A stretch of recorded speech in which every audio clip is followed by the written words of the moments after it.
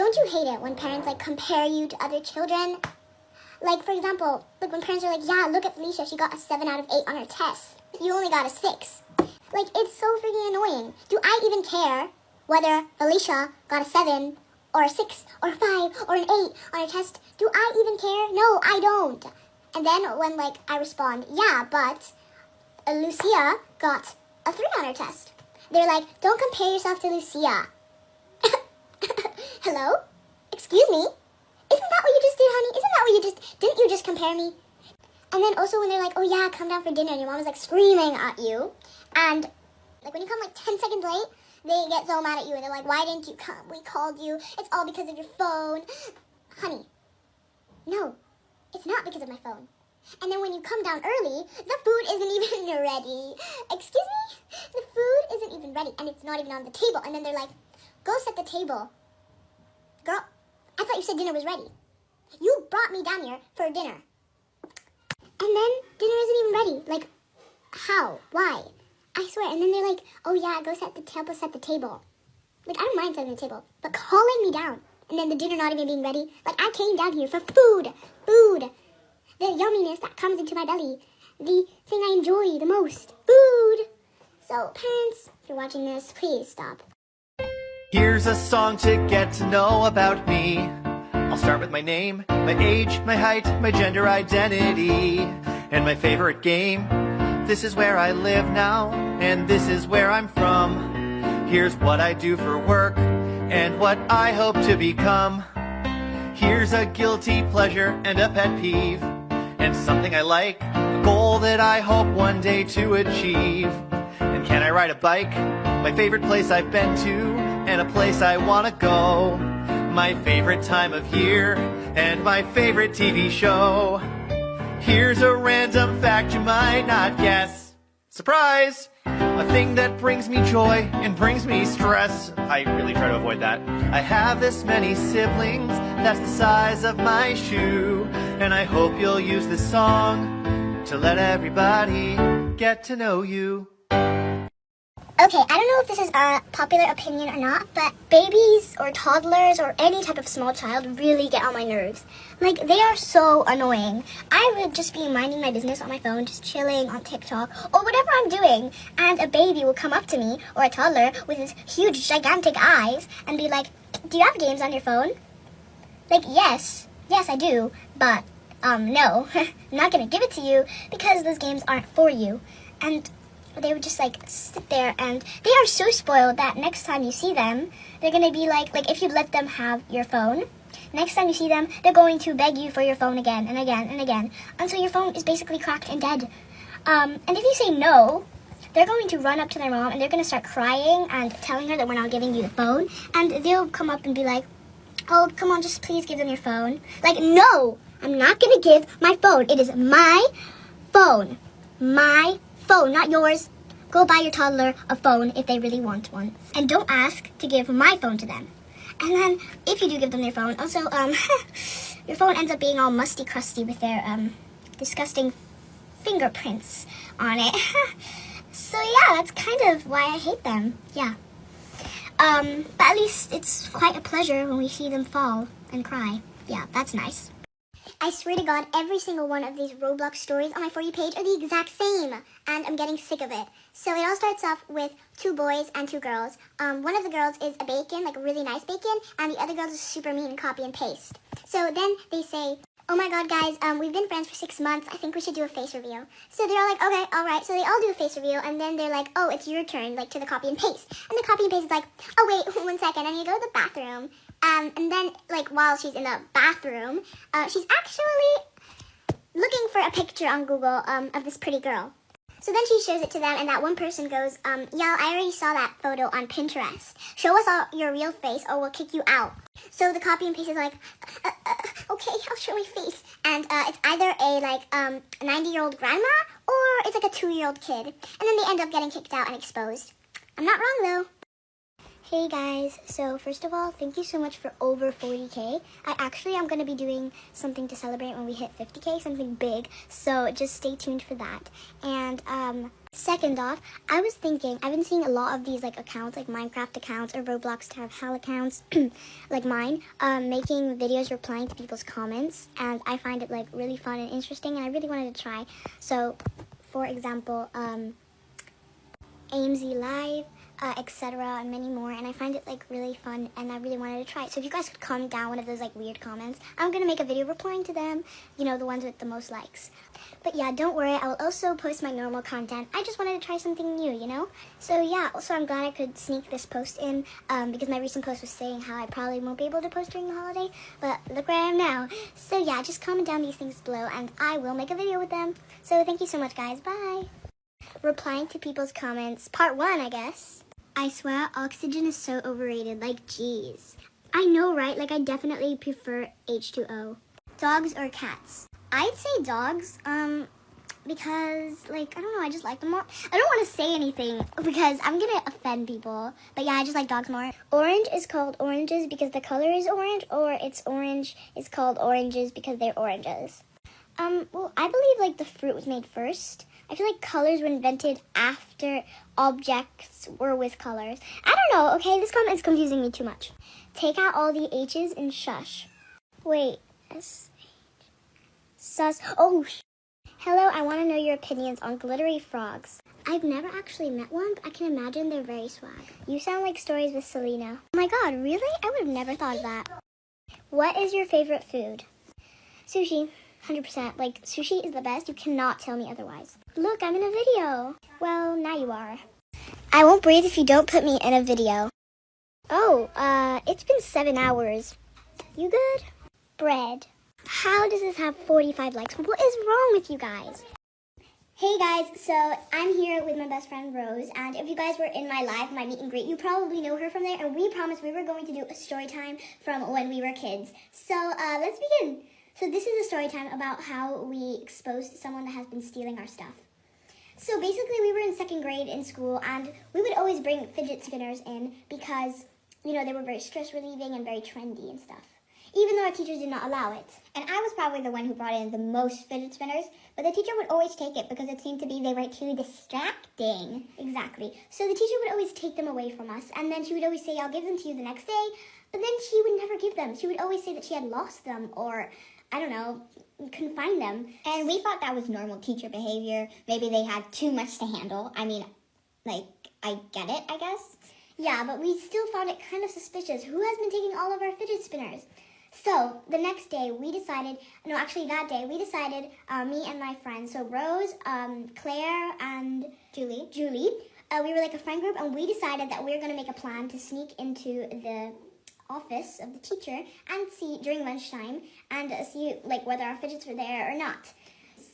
So we went during lunchtime, and seems to be Nathan had told the teacher that we were going, and he told a completely different reason. He said it was to steal something, and we were so shocked to hear that, and the teacher actually believed him because like he was the teacher's pet, so Exactly. It wasn't fair. So then we had another plan. So we met after school. Yes, and after school, all 4 of us met again, and we decided we were really going to figure out who was stealing our fidgets, since we didn't really get to do it at lunch.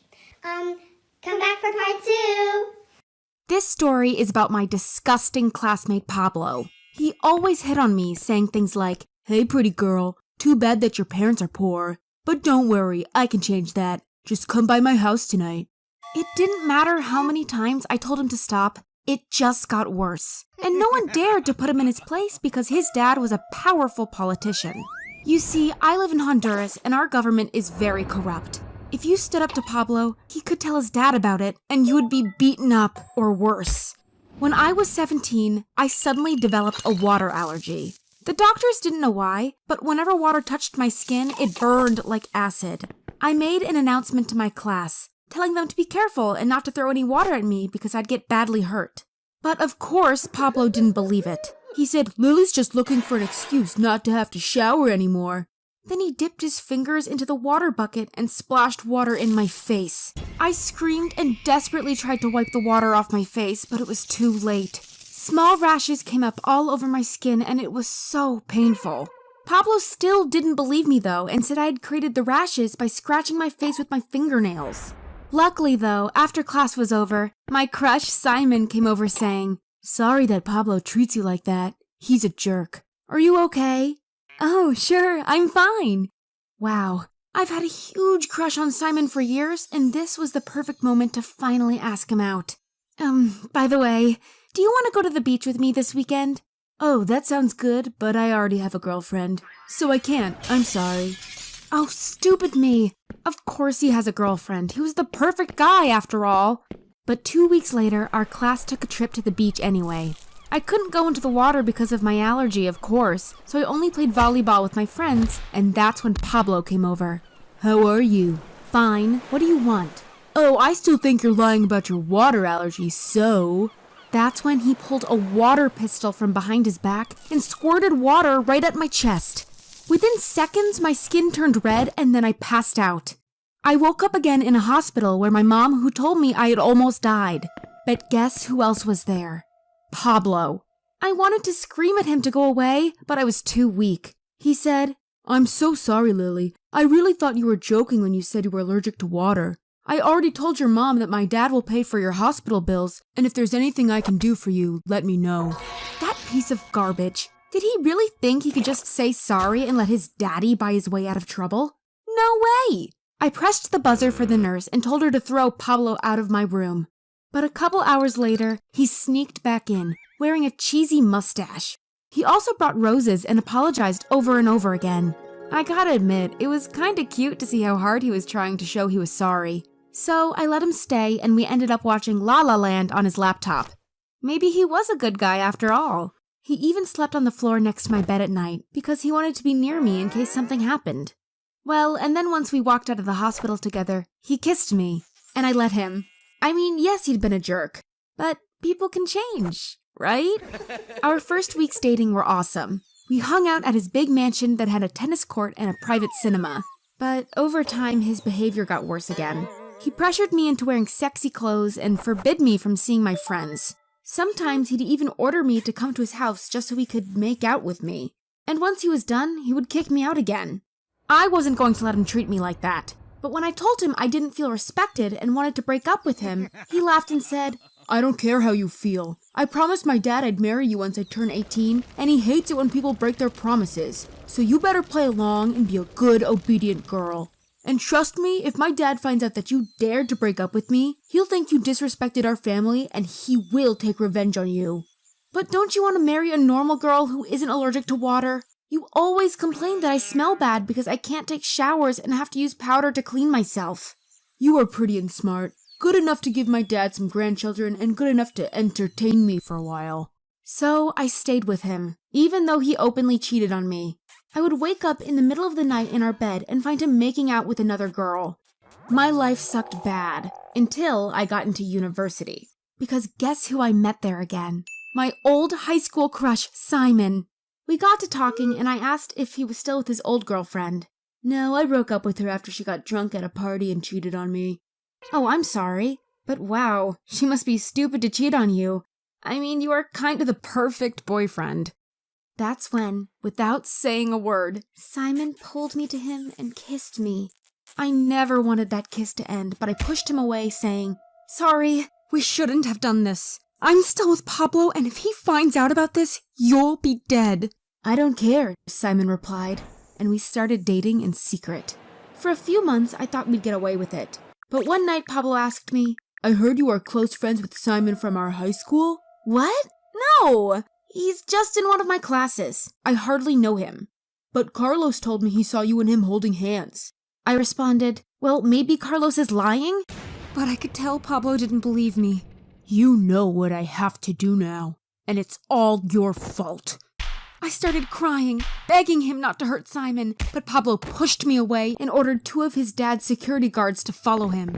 After they left, I rang Simon and told him to immediately leave our city or Pablo would murder him. Simon understood and persuaded me to come with him, so we agreed to meet up at the city bus station. But before I left Pablo's house, I stole 2 small Inca statues. I knew they were made of pure gold, so I hoped they'd helped me and Simon to start a new life. We met at the bus station and fell into each other's arms, kissing passionately. Then we took a bus to Mexico. The whole journey, I worried about Pablo coming after us, but we arrived safely. It took several months to sell the statues, but we got a lot more money for them than I expected. We bought a small house in Mexico, and soon I got pregnant and gave birth to our son. Everything was perfect until one night, masked men broke into our house and took me with them. To make things worse, I have no idea what they did to Simon and my son.